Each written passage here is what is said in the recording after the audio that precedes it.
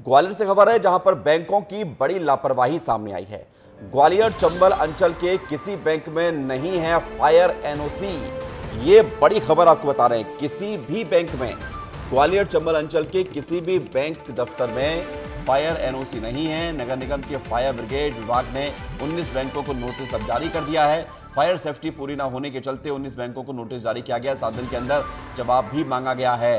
तो बड़ी खबर है, बैंकों की बड़ी लापरवाही सामने आई है। क्योंकि आप अंदाजा लगाइए, अगर किसी बैंक में दुर्घटनावश आग लग जाती है तो उसमें कितना नुकसान होगा। क्योंकि बैंक में सिर्फ कैश नहीं होता है, बैंक में रजिस्ट्री भी होती है लोगों की जमा, बैंक में गहने भी जमा होते हैं। और अगर आग लगती है तो फिर कैसे उस पर काबू पाया जाएगा। अनिल हमारे साथ जुड़ गए हैं ज़्यादा जानकारी के लिए। अनिल, ये बड़ा हैरान कर देने वाला और अचंभित कर देने वाला मामला है कि बैंकों में फायर एनओसी नहीं है, यानी कि व्यवस्था नहीं है कि आग कैसे काबू करी जाए। बिल्कुल, देखिए विवेक, ये बड़ा मामला है और बैंक की सबसे बड़ी एक लापरवाही सामने आई है बैंकों की। क्योंकि जिस तरीके से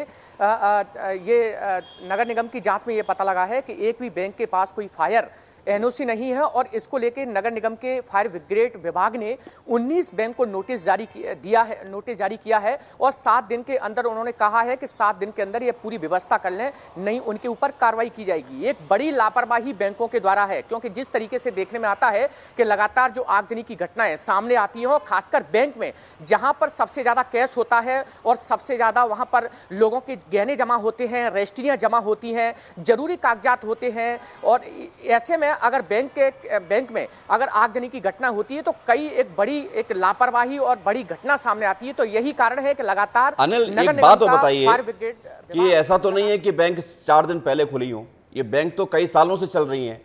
तो फायर विभाग ने जब समय दिया है नोटिस जारी करके, ये अचानक से कैसे दे दिया?